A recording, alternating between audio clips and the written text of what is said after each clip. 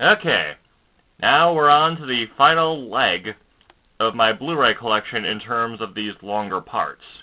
Because these next few parts I'm going to film after this, they're going to go by in an instant. So what is it? Metro Goldwyn Mayer. Or as I like to call it, MGM Pictures. Now, yeah, I jokingly called this James Bond and Friends. Now you can understand why, because, like, with the exception of 3 movies, literally all of them are James Bond. So, all the other ones are James Bond, at least. So, start things off with Dr. No from 1962. Very, very good movie. Good introduction to James Bond, but this was the 3rd Bond movie I saw. And there's the disc. Yeah. It's pretty good, and, you know, Sean Connery, he may be the best Bond to some people, but, hot take, I think there have been better Bonds since him. From Russia with Love. Yep. If I'm actually being quiet for most of these, I haven't seen, like, most of the Bond movies yet. But they're on my list. From Russia with Love, there's the disc. Yep. So, yeah. If I don't have anything to say about some of these, it's okay. I'll watch them at some point when I have time. Bikini Beach. This is the first MGM film that is not based around James Bond, and this is honestly really fun. And Frankie Avalon and Annette Funicello. This movie is absolutely peak. Like, I like beach party movies, and this is great. And there's the disc. Yeah, good stuff. Then we have Goldfinger. Pretty alright. Nothing special, but, you know, what can you really say about James Bond that hasn't been said already? And there's the disc.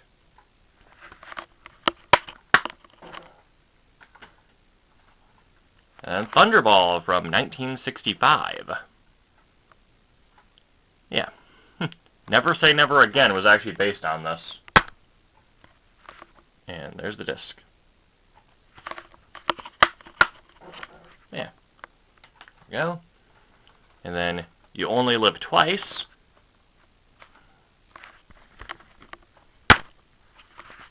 There's the disc. Yeah, once again, I'm just going to kind of just stay silent if I don't have any thoughts on the movie. Because I have not seen all the Bond movies, but I really want to. It's just that they're kind of long, and I have a lot of stuff I have to do, like build rosters, make videos, play video games. Yeah. But still, I have time for movies. On Her Majesty's Secret Service, the only Bond film to star George Lazenby. And yeah, it's nothing too special, but hey, certainly interesting. And there's the disc.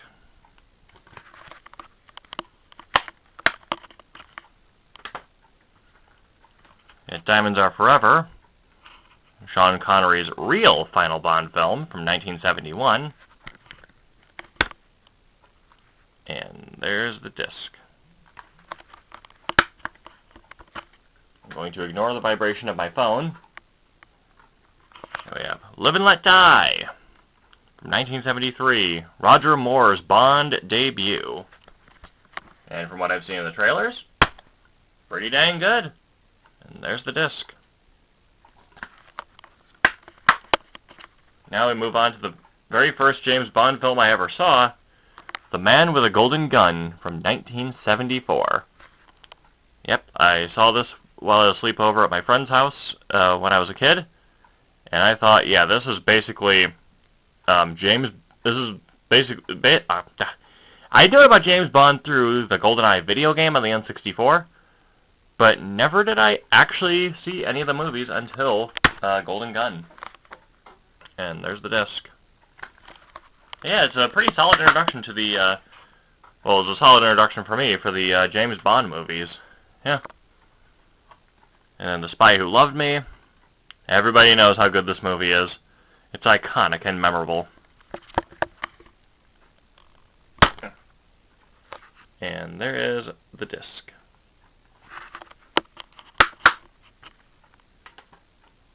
Then we have Moonraker And we're starting to get out of the 70s here. And we're about to go into the 80s, so this was 1979. And there's the disc.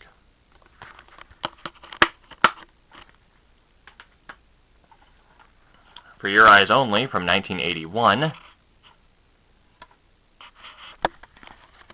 There's a little tap thing in there.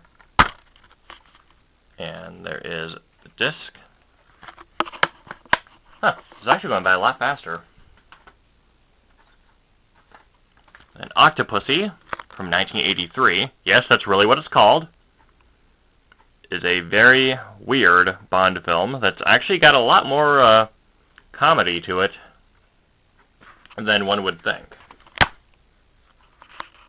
And there's the disc.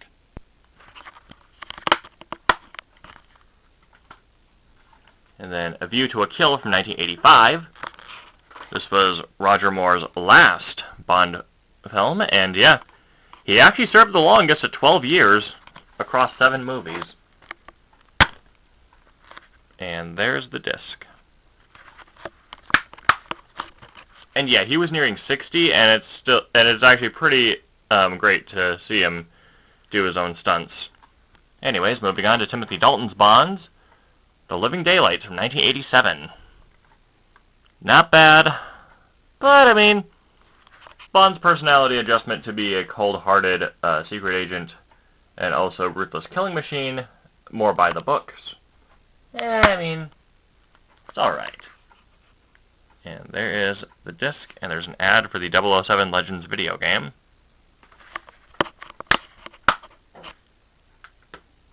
And then License to Kill from 1989.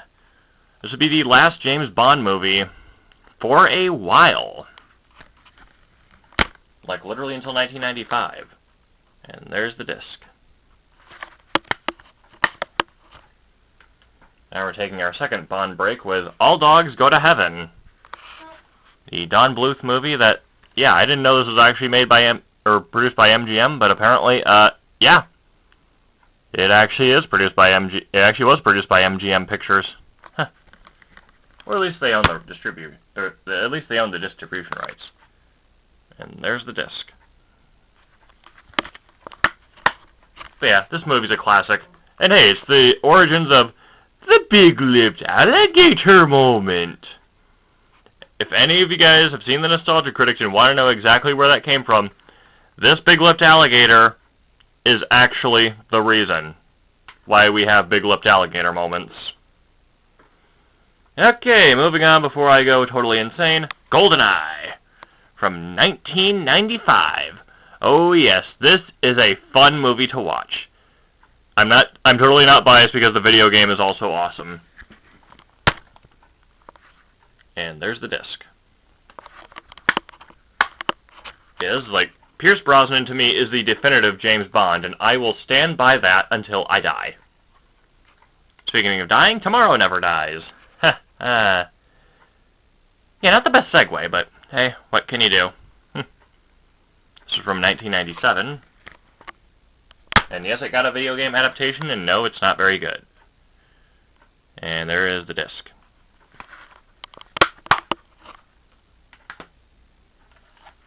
World's Not Enough. Yeah, I mean, the case looks kind of cracked to the moon and back, but I just wanted to get every Bond movie I could on Blu-ray, which is all of them. And there's the disc. And I have no comment on the video game tie-in to this movie because, well, I didn't actually play it. Nor did I play Tomorrow Never Dies, but I did read reviews. Die Another Day. Pierce Brosnan's last Bond film. And one that has Halle Berry in it.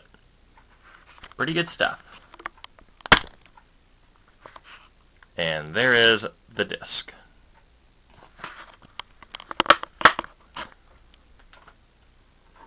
And we have the final non-Bond film in my collection, Sleepover, starring, oh god, Alexa Vega, Mika Barim,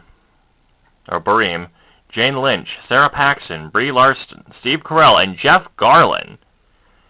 Yeah, there are a lot of big names in this, and if Mika Barim sounds familiar, He was in the Beach Party at Disney World sing-along songs tape back in 1995, which is pretty cool.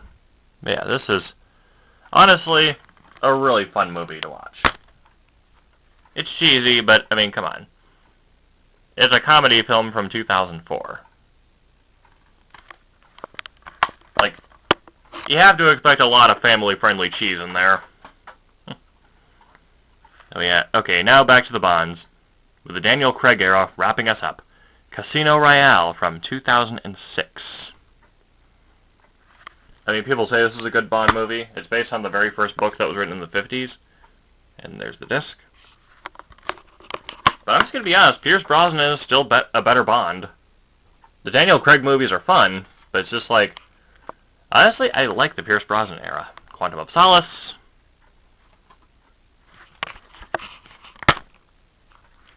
And there's the disc. I don't know, maybe I'm just biased because Pierce Brosnan was like my Bond growing up. And there's Skyfall.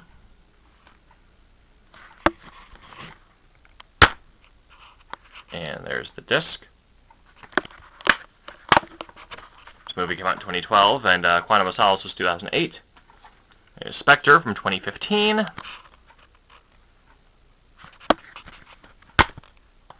And there's the disc. And finally, wrapping up MGM, No Time to Die from 2021.